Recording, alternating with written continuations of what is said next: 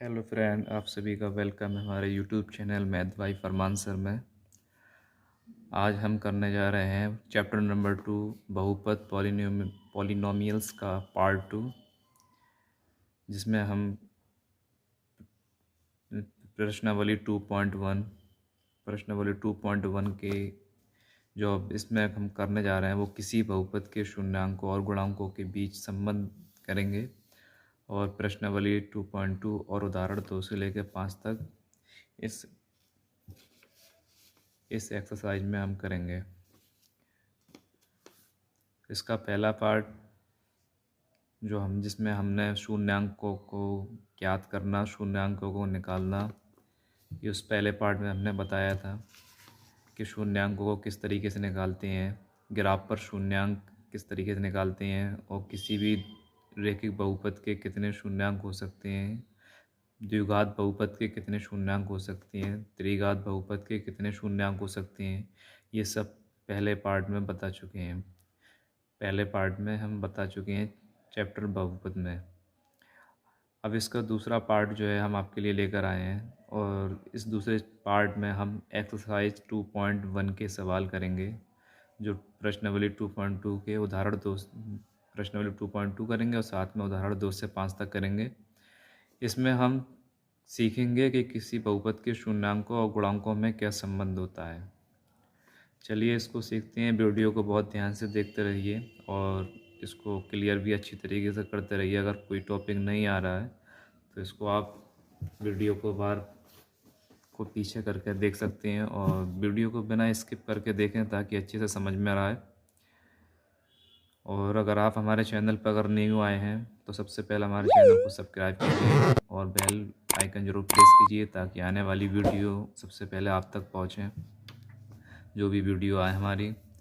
और इसको अच्छे से सीखते रहिए बोर्ड एग्ज़ाम को देखते हुए, क्योंकि बोर्ड एग्ज़ाम आपके फरवरी में 15 फरवरी के बाद की डेट आई हुई है बोर्ड एग्ज़ाम की, इसलिए अच्छे से प्रैक्टिस भी कीजिए। और आप बिना कोचिंग के अच्छे से मैथ सीख सकते हैं, तो अब ट्यूशन की कोई ज़रूरत नहीं पड़ेगी आपको, अगर आप अच्छे से वीडियो देखते हैं और एक एक सवाल को अच्छी तरीके से करते हैं। क्योंकि इन्हीं सवालों को अच्छी तरह को प्रैक्टिस करते रहिए और आपको ये सवाल आ भी जाएंगे। चलिए इस वीडियो को आगे बढ़ाते हैं बिना देर किए हुए। इसमें हमें सीखना है किसी बहुपद के शून्यांकों और गुणांकों में संबंध क्या होता है। देखिए, इससे पहले हमने एक रैखिक बहुपद लिया था। जैसे मैंने रैखिक बहुपद ले लिया फिर, और ये रैखिक बहुपद हमारा जैसे ax प्लस बी, ये हमारा रैखिक बहुपद है। ये मैं आपको इधर समझा देता हूँ, रैखिक बहुपद है।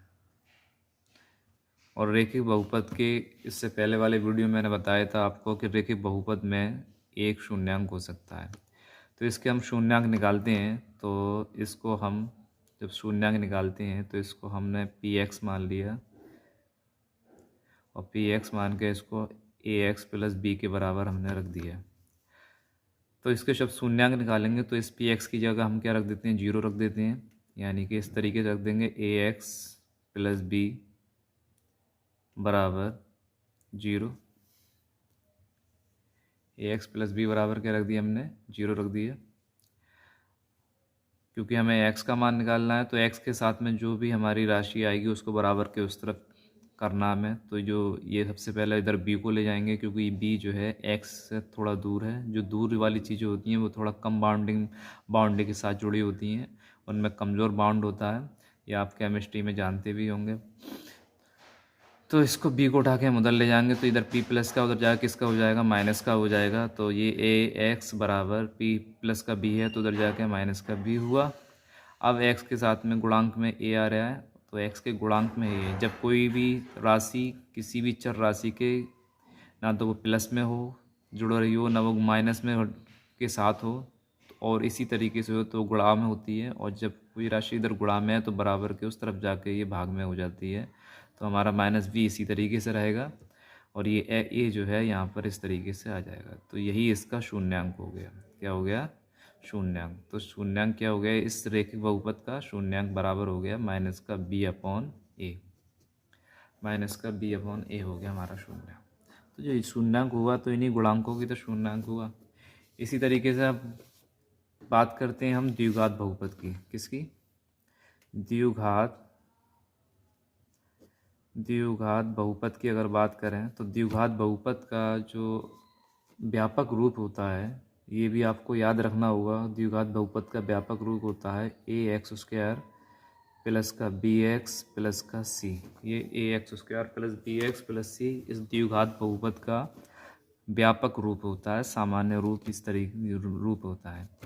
इसका भी हमें शून्यक निकालने हैं, तो आपको पता होना चाहिए पार्ट 1 के तहत कि द्विघात बहुपद के कितने शून्यांक हो सकते हैं। अगर आपको अभी तक नहीं मालूम है तो सबसे पहले जाकर आप पार्ट 1 देखिए और इस चैप्टर नंबर 2 का और इस चैप्टर नंबर 2 के पार्ट 1 की जो लिंक है मैं इसके पार्ट नंबर 2 की वीडियो के डिस्क्रिप्शन बॉक्स में मैं डाल दूँगा। आप वहाँ से लिंक की मदद से आप उस पार्ट तक पहुँच सकते हैं।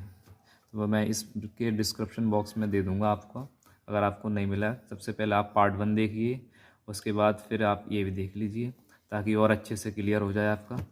तो देखिए द्विघात बहुपद है, ये इसका व्यापक रूप है a x square plus b x plus का सी, ये इसका व्यापक रूप है।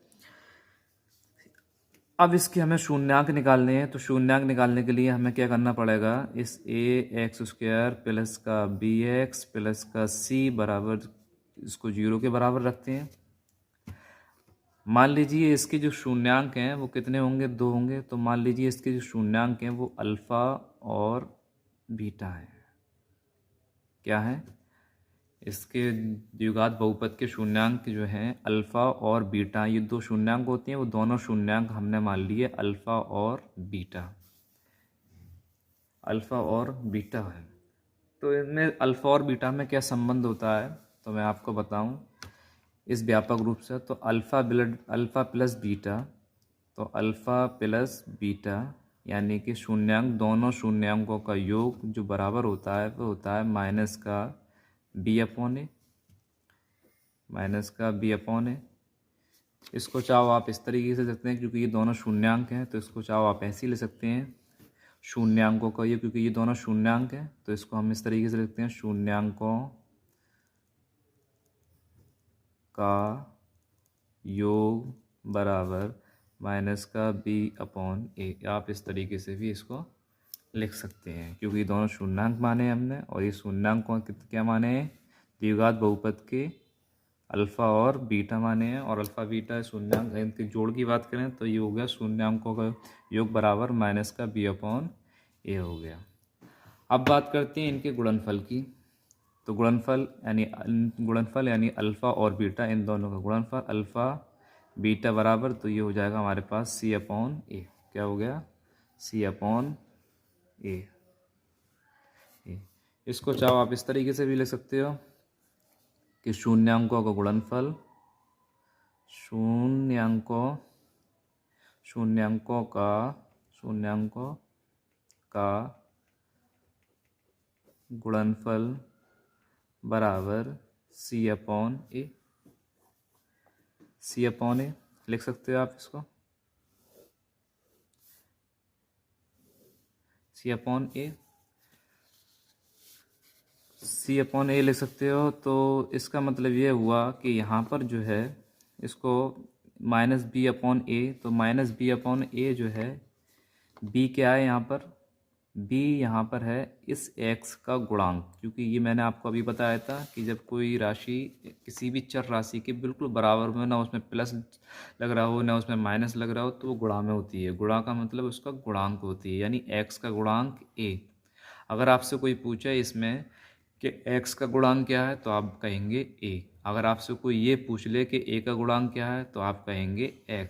इसी तरीके से चर राशि का अगर हम इसकी बात करें द्विघात बहुपद में, तो यहाँ b आया है, तो b कहाँ से आया है, यहाँ से आया है b। तो ये क्या है, x का गुणांक। तो आप यहाँ लिख सकते हैं इसको, इस बात को ऐसे भी लिख सकते हैं माइनस x का गुणांक बट्टे, अब क्या आ गया a, क्या आया a, और a क्या है यहाँ पर, देखिए a यहाँ है एक्स स्क्वायर के साथ में, यानी एक्स स्क्वायर का गुणांक, ठीक। तो आप इस तरीके भी लिख सकते हैं कि आप शॉर्ट में इस तरीके से भी लिख सकते हैं, क्योंकि द्विघात बहुपद है ये x square plus b x plus c, इसके हमें शून्यांक निकालने हैं, तो इसको हम जीरो के बराबर रखते हैं कि जो हमारा द्विघात बहुपद है। ये आपको याद रखना पड़ेगा कि द्विघात बहुपद का व्यापक रूप क्या होता है, a x square plus b x plus c होता है। अब इसके हमें शून्यांक निकालेंगे, तो इसको हम जीरो के बराबर रखेंगे। मान लेते हैं कि इस द्विघात बहुपद के जो शून्यांक हैं वो अल्फ़ा और बीटा हैं। अब इन शून्यांकों का योग यानी कि अल्फ़ा प्लस बीटा क्या हो जाएगा, माइनस का बी अपॉन ए। अल्फ़ा बीटा यानी शून्यांकों का योग बराबर में बी माइनस बी अपॉन ए। तो माइनस बी अपॉन को चाहो तो आप इस तरीके से और बेहतर समझने के लिए ये भी लिख सकते हैं कि माइनस था तो माइनस ही आया, तो बी जो था हमारा वी यहाँ से आया, तो ये बी यहाँ से आया, तो ये है एक्स का गुणांक, तो यहाँ लिख दिया एक्स का गुणांक। बट्टे ए कहाँ से आया, ए है एक्स स्क्वायर का गुणांक, तो एक्स स्क्वायर का गुणांक लिख दिया। ठीक इसी तरीके से शून्यांकों के गुणनफल में सी क्या है हमारे पास, देखिए जहाँ पर कोई एक्स और वाई राशि अचर राशि न हो तो उसको अचर राशि बोलते हैं, तो ये हमारी अचर राशि है। तो ये हो गई हमारी अचर राशि बट्टे एक्स स्क्वायर का गुणांक। अचर राशि बोल दो या पद, अचर पद बोल दो, बात एक ही है, बट्टे एक्स स्क्वायर का गुणांक। ये आप इतना लिख सकते हैं इसको। यहाँ तक आपको समझ में आ गया होगा। तो इस पर अभी हमें गौर नहीं करना रैखिक बहुपद पे। जो हमें जो क्वेश्चन करने हैं वो इस द्विघात बहुपद पर आधारित क्वेश्चन करने हैं। हमें किस पर करने हैं, द्विघात बहुपद पर आधारित करने हैं। तो आपको याद करने के लिए यही है कि द्विघात बहुपद के जो शून्यांकों का जोड़ होता है वो अल्फ़ा प्लस बीटा माइनस का बी अपॉन ए, और इनका गुणनफल होता है तो सी अपॉन ए होता है। और सी अपॉन ए, अगर आपको ये फार्मूले याद नहीं हो तो आप और बेहतर समझने के लिए आप ये देख सकते हैं कि माइनस का बी अपॉन ए का मतलब एक्स का गुणांक है बट्टे एक्स स्क्वायर का गुणांक, जो भी एक्स स्क्वायर के गुणांक में संख्या है। इसी तरह इसको देख सकते हैं। ठीक है, चलिए इसी के साथ आगे बढ़ते हैं हम एग्जाम्पल नंबर 2 की तरफ। सबसे पहले जब आप एग्जाम्पल नंबर 2 कर लेंगे तो इस एक्सरसाइज का पहला सवाल यूं ही कर लेंगे, अगर आपको अच्छी तरीके से एग्जाम्पल नंबर 2 देख लिया और सीख लिया इसको। एग्जाम्पल नंबर 2 कहता है द्विघात बहुपद x square plus 7x plus 10 के शून्यक ज्ञात कीजिए। सबसे पहले इसके हमें शून्यक निकालने हैं और इन शून्यंकों तथा गुणांकों के बीच संबंध की सत्यता की जांच करनी है। तो सबसे पहले इसके हमें शून्यंक निकालने हैं, और शून्यंक निकालने के लिए मैं अभी आपको बिल्कुल अभी जस्ट बता चुका हूँ कि द्विघात बहुपद के जो शून्यंक होते हैं वो अल्फ़ा और बीटा होते हैं। यानी उसके शून्यंक कैसे निकालते हैं, सबसे पहले शून्यंक को, तो सबसे पहले इनके शून्यंक निकालेंगे। ठीक है, और शून्यंक निकालने के लिए तथा इनके शून्यंकों तथा गुणांकों के बीच, ठीक है, शून्यंकों तथा गुणांकों के बीच संबंध की सत्यता की जांच करनी है। फिर इसकी हमें जांच करनी, सबसे पहले इसके शून्यंक निकालते हैं।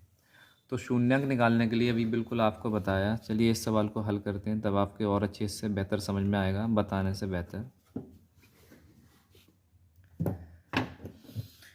देखिए ये द्विघात बहुपद है, और ये द्विघात बहुपद है तो इसके शून्यंक कितने होंगे, अधिक से अधिक 2 ही होंगे, ये आपको मालूम ही होगा। तो सबसे पहले इसके अगर हम शून्यंक निकालते हैं तो जो द्विघात बहुपद दिया होता है उसको हम किसके बराबर रखते हैं, 0 के बराबर रखते हैं।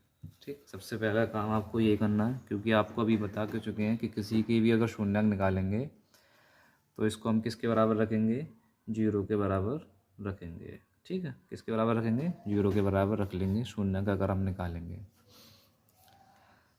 अब देखिए ये द्विघात बहुपद हो गया, क्या हो गया, द्विघात बहुपद हो गया। और आपने कक्षा 8 में द्विघात बहुपद के गुणनखंड करना सीखे होंगे कि जब द्विघात बहुपद अगर हमारे पास है तो इसके किस तरीके से हल करते हैं।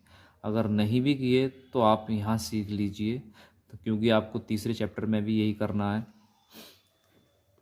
तो इसको अभी अच्छे से समझ लेंगे तो आप आसानी से कर लेंगे। द्विघात बहुपद पहचानते कैसे हैं, द्विघात अगर हमारा समीकरण है तो ये तो समीकरण होगा, क्योंकि अब हमने इसको 0 के बराबर रख लिया, क्योंकि इसके बहुपद के हमें शून्यंक निकालने हैं। तो शून्यंक तो हम इसी तरीके से निकालेंगे कि इसको हम 0 के बराबर रख लेते हैं।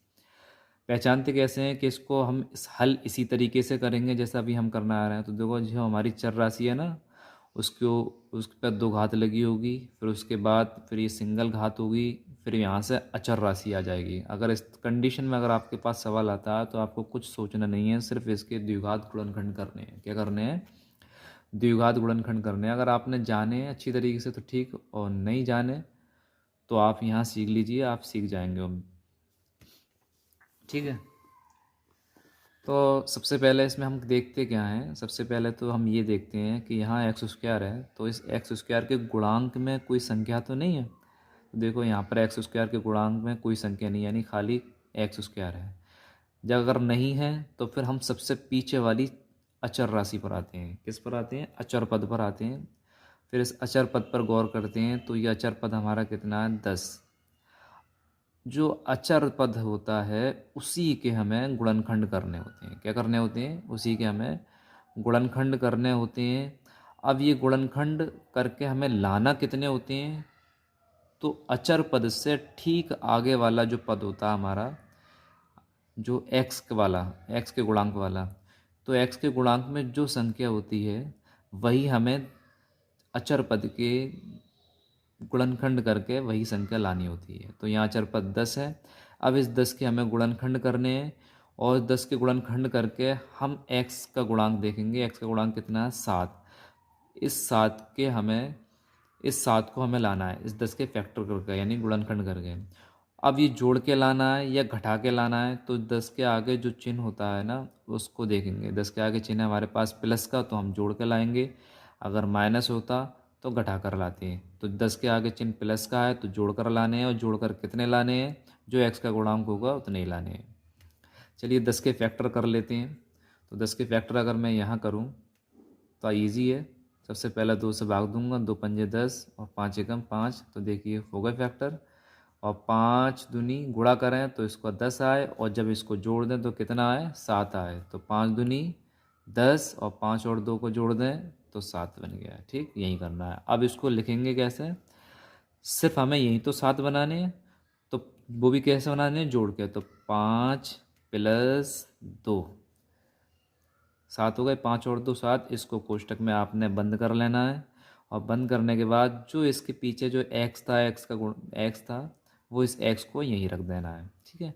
और बाकी जो आपका बचा उसको इसी तरीके से सजा देना है। तो देखो इसके आगे प्लस का 10 था, 10 बना दिया। 10 के आगे बराबर लगाता, बराबर लगा दिया। फिर ये जीरो लगाता, जीरो लगा दिया। इसके और इधर देखें तो ये प्लस लगाता, प्लस लगा दिया। यहाँ एक्स स्क्वायर था, यहाँ एक्स स्क्वायर लगा दिया। ठीक, क्लियर है इतनी बात? अब क्या करना है आपको? इस x का अंदर एंट्री करानी है, x का अंदर गुणा करना है। तो देखिए x का जब इसमें गुणा करेंगे तो देखो आगे चिन्ह अगर प्लस का है तो इसके अंदर जो चिन्ह है उस पर कोई फ़र्क पड़ने वाला नहीं है। अगर ये माइनस का होता तो इसके अंदर चिन्ह में फ़र्क पड़ जाता। तो जो प्लस के होते हैं इसके अंदर वो माइनस के हो जाते हैं, जो माइनस के होते हैं वो प्लस के हो जाते हैं। लेकिन यहाँ प्लस का तो इसलिए प्लस रहेगा। तो देखिए जब 5 का गुणा जब इस x में होगा तो 5x हो जाएगा। और ठीक है, इधर 5x हो गया, तो और आगे क्या लग रहा है? प्लस। और जब इसमें हो गया, इसके बाद आगे बढ़ते हैं तो ये प्लस लगाया तो प्लस लगा दो, और जब 2 का गुणा x में करेंगे 2x हो गया। ठीक है। और बाकी सब जैसे था इसको वैसे की वैसी रख दो। ठीक। अब इसके बाद हमारे पास 4 पद हो जाते हैं, 1 2 3 4, इसको 2 2 पदों में डिवाइड कर लो। और डिवाइड करने के बाद अब इसमें हम कॉमन लेते हैं। तो देखिए कॉमन वो होता है जो दोनों तरफ हो। तो यहाँ x है और यहाँ भी x है, तो सबसे छोटा वाला लेंगे। यहाँ 2 है, यहाँ एक है, तो यहाँ सिंगल वाला ले लेंगे। x हमने कॉमन ले लिया। कॉमन का मतलब होता है भाग देना। तो यहाँ 2 थे, एक हमने बाहर निकाल लिया तो खाली एक बचा। आगे बढ़े तो ये प्लस है तो प्लस लगा। अब देखिए यहाँ इसके साथ 5x आ रहा है, तो वो x तो हमने बाहर ही निकाल लिया, सिर्फ क्या बचा? ओनली 5 बचा, तो 5 ऐसे रख दिया। ठीक। अब देखिए जो पहला कोष्टक जिस तरीके से हमारा बना है वही कोष्टक हमारा दूसरा बना होना चाहिए। ठीक। तो देखिए यहाँ पर प्लस है, सब सारी संख्याएं प्लस में दोनों पर, तो यहाँ प्लस ही कॉमन आएगा। चिन्ह का भी ध्यान रखना है आपको। और मैं आगे आपके जो गुणनखंड आएंगे चैप्टर में वो और क्लियर करा दूंगा, आप इसको अच्छी तरीके से सीख लीजिए यहीं पर ही इतना। तो देखिए जैसा हमारा पहला कोष्टक होता है वैसे ही हमें दूसरा कोष्टक लाना है। तो यहाँ पहले कोष्टक में x आ रहा है, लेकिन यहाँ इसके पहले पद की बात करें तो x के साथ 2 आ रहा है। इसका मतलब ये हुआ कि यहाँ 2 नहीं आना चाहिए। जब 2 नहीं आना चाहिए तो हम यहाँ 2 इसको कॉमन ले लेते हैं। जब हमने कॉमन ले लिया, मैंने बताया कॉमन का मतलब होता है भाग देना। जब 2 हमने बाहर ही निकाल लिया तो सिर्फ यहाँ क्या बचा, x। वो x यहाँ का यहाँ रख दिया। आगे बढ़े तो क्या बना, प्लस प्लस लगा दिया। मैंने क्या बताया, कॉमन का मतलब भाग देना होता है। तो 2 का भाग हम 10 में देंगे तो 2 पंजे 10। ठीक है, अब बाकी बराबर चल रहा था, बराबर 0 इसी तरह चलता रहेगा। ठीक है, अब क्या करते हैं, एक बार इसको लिख लेते हैं x + 5। ठीक है, और एक बार इसको इसके चिन्ह के साथ लिखते हैं तो x और ये प्लस का 2। ठीक, और बराबर 0 चल रहा है, चलता रहेगा क्योंकि हमें शून्यांक ज्ञात करने। अब क्या करना है, इस x + 5 को इसके 0 के बराबर रख देंगे पहले। तो x + 5 बराबर 0। तो x का मान निकालेंगे ऐसे, प्लस के 5 है, बराबर के उस तरफ जाके किसके हो जाएंगे, माइनस के हो जाएंगे। एक तो शून्यांक आपका ये आ गया। ठीक, दूसरा x + 2 बराबर 0। x + 2 को 0 के बराबर रखेंगे, फिर ये 2 को उधर उठा के ले जाएंगे तो x बराबर हो गया -2। एक शून्यांक ये आ गया। ठीक है, कितने शून्यांक निकाले आए, 2 ही तो निकलेंगे क्योंकि द्विघात बहुपद है। यहाँ लिखेंगे अतः शून्यांक बराबर कितने होंगे, -5 तथा -2 होंगे। ये हमने इतना सवाल कर लिया जो उसने हमसे कहा था शून्यांक ज्ञात कीजिए। ठीक, इसके बाद आपको यही बता दूं मैं, इसके बाद अब हमें करना क्या है।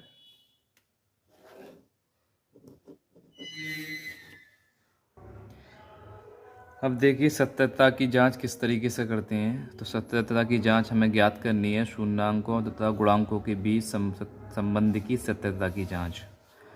तो शून्यांक और उनके गुणांकों के बीच क्या संबंध निकाला था अभी हमने, उनके बीच अगर अभी हमने संबंध निकाला था, वो निकाला था शून्यांकों का योग माइनस का b/a और शून्यांकों का गुणनफल c/a। यहीं से इसको सॉल्व करना है।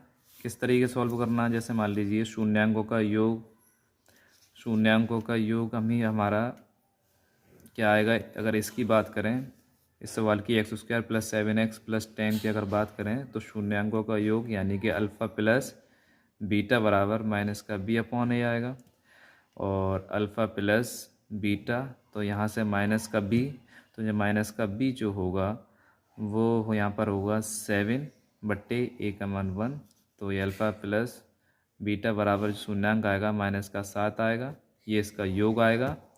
और अगर इसके गुणांक की बात करें, शून्यांक के गुणांक की, अल्फ़ा बीटा बराबर c/a, तो अल्फ़ा बीटा बराबर c का मान 10 हो गया और a का मान 1 हो गया, बराबर 10। तो ये माइनस का 7 और 10 जो है, यही इसको हमें प्रूफ करना है। क्या करना है, इसको हमें प्रूफ करना है सत्यता की जांच में, कि जो हमारे जो शून्यांक निकले हैं -5 -2, जब इनका हम गुणा करें तो 10 आ जाए और जब इन दोनों को जोड़ दें तो -7 आए। तो यही हमें इसको सत्यता की, यहीं पर इसको प्रूफ करना है कि इसको हम किस तरीके से प्रूफ करेंगे। तो आप कहेंगे कि माइनस का b और c और a हम किस तरीके से निकालेंगे। तो आपको निकालना कैसे है, देखिए मैं आपको बताता हूँ। जो हमें बहुपद दिया था x² प्लस का 7x प्लस का 10, इसका मैंने आपको व्यापक रूप बताया था। तो इसका व्यापक रूप होता है ax² प्लस का bx प्लस का c। ठीक, यहाँ से a और b और c के मान निकालेंगे हम। तो a का मान क्या होगा, सबसे पहले a का मान चाहिए, तो x² यहाँ और x² यहाँ। तो x² का गुणांक ये a है, लेकिन x² का गुणांक यहाँ कोई नहीं है। जब कोई नहीं है तो वहाँ 1 मानेंगे, तो a बराबर 1 हो गया। ठीक, अगर b की बात करें तो देखो x यहाँ x यहाँ, ठीक है, x यहाँ और x का गुणांक यहाँ b, और यहाँ x का गुणांक 7, दोनों x वाला है, तो b बराबर कितना हो गया 7। c की बात करें तो c हमारा अचर पद है, यहाँ पर कोई x नहीं है, और यहाँ अचर पद हमारा c 10 है, तो c बराबर कितना हो गया 10। यहाँ से इसका मान हमने निकाल लिया। ठीक, इसके बाद यहाँ a b c के मान निकले। अब इसको हमें सिद्ध करना है। इसको हमें सिद्ध क्या करना है कि सबसे पहले हमने शून्यांकों का योग निकाला था। तो सबसे पहले हम शून्यांकों का योग ज्ञात करते हैं। शून्यांकों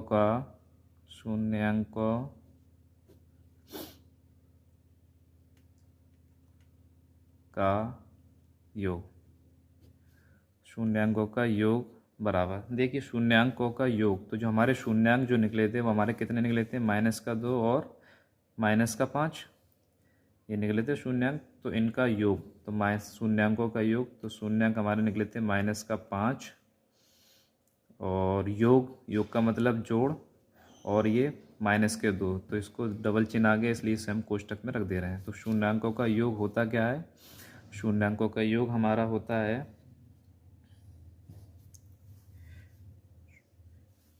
अल्फ़ा बीटा। शून्यांकों का योग क्या होता है हमारे पास, अल्फ़ा प्लस बीटा, तो अल्फ़ा प्लस बीटा हो गया बराबर ये -5 प्लस और माइनस की गुणा करेंगे -2। अल्फ़ा बीटा बराबर क्या होता है, अल्फ़ा बीटा बराबर अभी आपको बताया शून्यांकों के योग में होता है -b/a, ये रहा -b/a, तो अल्फ़ा बीटा बराबर -b/a रख देंगे, -b/a बराबर माइनस के 5 और माइनस माइनस जो हो तो प्लस हो जाता है, लेकिन चिन्ह माइनस का रहता है, ये 7 हो गया। ठीक है, माइनस का b आ गया। अब देखो यहाँ पर इसका मान रख देंगे b का, तो b का मान यहाँ पर क्या निकाला है आपने 7, और ये माइनस लगा हुआ माइनस रहेगा बट्टे a का मान यहाँ पर कितना है 1, बराबर -7, नीचे 1 किसी काम का नहीं होता, तो -7 बराबर -7, यानी कि LHS बराबर RHS। एक तो हमने ये प्रूव कर दिया। ठीक, अब हमें निकालना शून्यांकों का गुणनफल। क्या निकालना है, अब मेरे पास जगह नहीं है तो इसलिए मैं इसको इधर आ जाता हूँ। हमें निकालना शून्यांकों का गुणनफल, शून्यांकों का गुणनफल बराबर क्या होता है, C/A। क्या होता है, शून्यांकों का गुणनफल क्या होता है, C/A होता है। ठीक है, चाहे आप इसको C/A को यहाँ रख सकते थे और इन दोनों का गुणा यहाँ रख सकते थे, चाहे आप पहले इस तरीके कर लो। बात एक ही है, शून्यांकों का गुणनफल क्या होता है C/A, और शून्यांकों का गुणनफल यानी शून्यांक हमारे कितने आए -5, गुणनफल गुणा करना है -2 बराबर C का मान कितना हमारे पास 10 है, 10 रख दिया बट्टे A का मान कितना 1 रख दिया, माइनस माइनस की गुणा प्लस हो जाएगी, 5 दूनी कितना हो गया 10, नीचे एक 10 किसी काम का नहीं होता, 10 बराबर 10 आ गया, यानी कि ये भी हमारा LHS बराबर कितना आ गया RHS आ गया। अब हमने इसको हैंस प्रूफ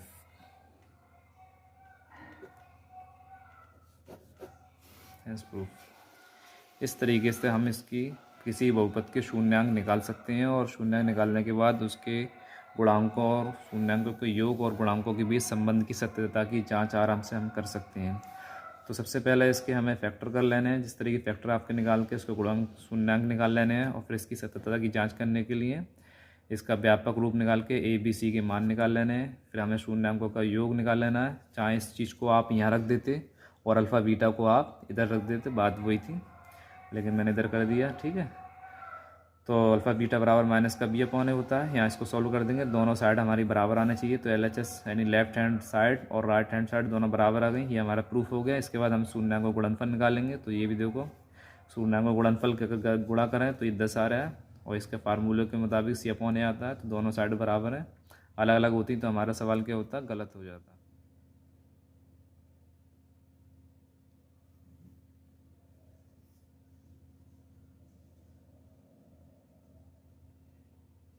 इसके बाद बढ़ते हैं हम अपनी एक्सरसाइज 2.2 की तरफ, जो बिल्कुल एग्जाम्पल नंबर 2 की तरह है। इस पहले सवाल के 6 पार्ट हैं, पहला, दूसरा, तीसरा, चौथा, पाँचवा, छठवां। सबसे पहले हम करते हैं सॉल्व बिल्कुल एग्जाम्पल नंबर 2 की तरह। पहला पार्ट, प्रश्न नंबर 1 का पहला पार्ट। जो प्रश्न नंबर 1 का पार्ट जो है हमारा वो है x² - 2x - 8। इसमें भी हमें शून्यांक ज्ञात करने हैं और शून्यांकों तथा गुणांकों के बीच संबंध की सत्यता की जांच करनी है इस प्रश्नावली के लिए। सबसे पहले हमें इसके शून्यक निकालने हैं, और शून्यक निकालने के लिए मैंने आपको क्या बताया था कि दिए गए द्विघात बहुपद को 0 के बराबर हमें रखना है। ठीक है, और द्विघात बहुपद के 0 के बराबर रख के ये हमारा द्विघात गुणनखंड बन जाता है।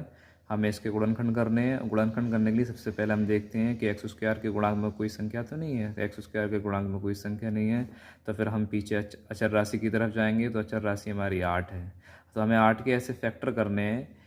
आप जोड़ के लाने हैं, घटा के लाने हैं, इसके जस्ट आगे वाला चिन्ह देखेंगे, घटा के लाने हैं। कितने लाने हैं, इसके जस्ट आगे पहुँचेंगे तो 2 लाने हैं। एक्स का गुणांक देखना तो 2 लाने हैं। तो 8 के ऐसे फैक्टर करो कि घट के 2 आए। तो 4 दूनी 8, 4 का गुणा जब 2 में करेंगे तो 8 आएगा, और 4 में से जब 2 घटाएंगे तो 2 आएगा। चलिए देखते हैं। तो 4 - 2, 4 में से 2 गया, 2 बचा, 4 का गुणा 2 में करा हमने तो 8 आया। तो यही तो आपको 2 बनाने हैं, तो बन गए 2। तो इसके आगे चिन्ह किसका, माइनस का, माइनस का लगा दो। इसके पीछे क्या है, एक्स, एक्स लगा दो। बाकी सबको इसी तरह सजा दो। क्लियर है। अब आपको करना क्या है, इस कोष्टक को खोलना है, मतलब इस एक्स का गुणा करना है। और देखिए ये आगे माइनस का चिन्ह आ गया, तो इस माइनस का आपको गुणा अंदर करना है। तो मैंने बताया था जब बाहर आपके माइनस आ जाए तो अंदर वाली जो संख्याएं होती हैं अगर प्लस की होती हैं माइनस की हो जाती हैं, माइनस की हो तो प्लस की हो जाती हैं। तो देखिए 4 यहाँ किसका है, प्लस का। आगे की तरफ देखते हैं कि आगे चिन्ह कोई है, नहीं है, तो ये प्लस का है। तो अब इसका अंदर गुणा करेंगे तो ये माइनस का 4 हो जाएगा, साथ में इसका एक्स में गुणा कर देंगे, एक्स माइनस का 4x आ गया। और जब इसका इसमें की बारी आएगी तो माइनस का गुणा जब माइनस में करेंगे तो प्लस हो गया, क्योंकि 2 में माइनस का था तो ये प्लस हो गया। और इधर को गुणा कर देंगे 2 का एक्स में तो 2x हो गया। बाकी सारी चीज़ों को इसी तरह सजा देंगे हम। ठीक। इसके बाद हमारे पास 4 पद हो जाते हैं, इसको 2 हिस्सों में डिवाइड कर लेना है हमें। तो यहाँ से देखिए दोनों तरफ x है, कॉमन ले लेंगे x। तो x हमने कॉमन ले लिया, तो क्या बचा, यहाँ खाली x बचा, और ये माइनस का इधर x ले लिया तो 4 बचा। देखिए पहला कोष्टक हम कि कोष्टक है, इसका पहला पद हमारे पास x है, लेकिन अगर इसकी बात करें तो यहाँ पहला पद क्या 2x है, यानी x नहीं आना चाहिए, तो 2 कॉमन ले लेंगे। ठीक है। दूसरी बात, चिन्ह कौन सा कॉमन लें, तो देखो ये प्लस का है पहला पद, तो ये भी प्लस का है। दूसरा पद माइनस का है तो ये भी माइनस का है, तो इसका मतलब प्लस का ले लेते हैं। ठीक है। तो यहाँ क्या बचा, x बचा। कॉमन का मतलब भाग देना होता है, 2 का 8 में भाग देंगे तो 2 चौक 8 आ गया। तो ये माइनस का था, माइनस लग गया। ठीक है। अब इसको एक बार लिख लेते हैं हम। तो x माइनस का 4, और इसको फिर चिन्ह के एक साथ लिख देते हैं, तो x प्लस का 2 बराबर 0। अब क्या करना है हमें, अब इस x माइनस 4 को 0 के बराबर रखना है। x माइनस 4 बराबर 0, यहाँ से x की वैल्यू निकाल लेंगे। ये माइनस का उधर जाके इसका हो जाएगा प्लस का। एक शून्यांक हमारा ये निकल आया। दूसरा शून्यांक x प्लस 2 बराबर 0, तो 2 दर्जे ले जाएंगे तो किसका हो जाएगा, ये माइनस का हो जाएगा। दूसरा शून्यांक हमारा क्या निकल आया, माइनस का 2 निकल आया। अतः शून्यांक हमारे क्या निकल आए, अतः शून्यांक बराबर 4 और माइनस के 2 होंगे। दिए गए बहुपद के शून्यांक कितने होंगे, 4 और माइनस के 2 होंगे। अब इसमें हमें सत्यता की क्या करनी है, जांच करनी है। प्यारे बच्चों क्या करनी है, सत्यता की जांच करेंगे। तो सत्यता की जांच करने के लिए मैं यहीं कर ले रहा हूँ अपने पेज को बचाने के लिए, लेकिन आपको पेज नहीं बचाना है। बोर्ड कॉपी में सरकार का दिल बहुत खुला हुआ होता है, बड़ी लंबी चौड़ी कॉपी देते हैं आपको, बेफिक्र होकर आपको नीचे इसको करते जाना है सवाल को। अब यहाँ लिखना है सत्यता की जांच, वही काम करना है। सत्यता की जांच में क्या करेंगे, सबसे पहले हमें शून्यांकों का योग, यानी सबसे पहले इस द्विघात बहुपद को उतार लो। एक्स स्क्वायर माइनस का 2x माइनस का 8, इसका व्यापक रूप क्या होता है, ये एक्स स्क्वायर प्लस का bx प्लस का c। यहाँ से a और b c के मान निकाल लेना है आपको। तो एक्स स्क्वायर गुणांक एक्स स्क्वायर यहाँ, एक्स स्क्वायर यहाँ, तो एक्स स्क्वायर का गुणांक यहाँ a है, लेकिन यहाँ कोई नहीं है, तो a बराबर कितना हो गया बच्चों, 1 हो गया। अब देखो b का मान कैसे निकालेंगे, x के गुणांक x यहाँ, x का गुणांक b, तो ये b हो गया। b का मान कितना हो जाएगा, एक्स स्क्वायर गुणांक x का गुणांक कितना है यहाँ, माइनस का 2, तो माइनस का 2 हो गया। c अचर पद है तो c बराबर ये माइनस का, ये प्लस, तो c यहाँ माइनस का हो गया। क्लियर है। अब हमें शून्यांकों का योग चेक कर लेना है। तो शून्यांक का योग बराबर क्या होता है हमारे पास, शून्यांकों का योग का फार्मूला होता है, यानी अल्फा प्लस बीटा बराबर होता है माइनस का b अपॉन a। अब शून्यांक हमने कितने निकलने हैं, 4 और माइनस का 2, तो 4 और 2 इनका योग, योग का मतलब जोड़, और ये 2 माइनस का आ रहा है इसलिए कोष्टक में इसको हमने बंद कर लिया। अब देखिए यहाँ माइनस है, b का मान कितना है, माइनस का 2, ये तो सवाल सूत्र का माइनस है। अब आ गया b का मान कितना है, माइनस का 2, तो इसको माइनस के 2 कोष्टक में रखेंगे, बट्टे a कितना हमारे पास, माइनस का 8। तो देखिए ये प्लस माइनस क्या हो जाएगा, अंदर गुणा करेंगे चिन्ह की, तो प्लस माइनस माइनस हो गया। ठीक है। और ये माइनस माइनस की गुणा करेंगे तो माइनस माइनस की गुणा करते हैं तो प्लस हो जाता है, ठीक है। या चाहते आप तो इसको इससे काट सकते थे, किससे काट सकते थे, इससे ये वाले माइनस से ये माइनस कट गया, क्या बचा माइनस का 2, क्या बचा हमारे पास माइनस का 2। सॉरी मैं यहाँ सी का मान रख गया, रखना चाहिए था मुझे ए का, लेकिन यहाँ सी का रख गया, कोई बात नहीं। देखो एक ए है तो ए की जगह मैं यहाँ रखूँगा 1, कितना रखूँगा यहाँ पर 1 रखूँगा। चलिए मैं इस लाइन को दोबारा लिख देता हूँ, यानी शून्यांकों का योग 4 प्लस माइनस का 2 बराबर, ये तो फार्मूले माइनस बी लगा हुआ है, बी का मान हमारे पास माइनस का 2 है बट्टे ए का मान 1 है, ठीक। तो 4 प्लस माइनस माइनस, और ये माइनस माइनस की गुणा प्लस की हो जाएगी, तो खाली 2 बचेगा, एक किसी काम का नहीं है, और 4 में से 2 गया, 2 बचेगा, 2 बराबर 2। ये हमारे शून्यांकों की जांच हो गई, यानी कि LHS बराबर RHS, ठीक। इसके बाद शून्यांकों के गुणनफल की बात करते हैं। शून्यांकों का गुणनफल, शून्यांक गुणनफल होता है C/A, ठीक। तो गुणनफल यानी कि ये शून्यांक जो आए इनका गुणा,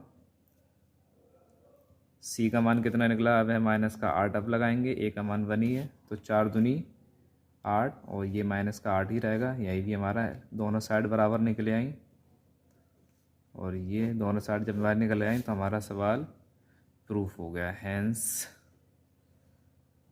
प्रूफ, ठीक, क्लियर। इस तरीके से हम सवाल को कर लेंगे। इसी पर आधारित हमारा क्वेश्चन नंबर 2 है, इसी तरह पर आधारित क्वेश्चन नंबर 3 है। इन सवालों को मैं आपको करने के लिए देता हूँ, आप इन सवालों को ज़रूर कीजिए। अगर नहीं आए तो कमेंट कीजिए, मैं फिर इसको दोबारा करा दूँगा। ये सवाल मैं अपनी अगली वीडियो में आपको दूँगा करने के लिए, खुद कराऊँगा आपको सवाल। अगर आपको वीडियो हमारी पसंद आई हो तो लाइक कीजिए और शेयर कीजिए, और अगर आप हमारे वीडियो पर चैनल पर नए आए हैं और वीडियो नहीं देख रहे हैं, पहली बार देख रहे हैं, तो हमारे चैनल को सब्सक्राइब जरूर कीजिए और बेल आइकन प्रेस जरूर कीजिए, ताकि आने वाली वीडियो आप तक जल्दी से पहुँचे। Thank you.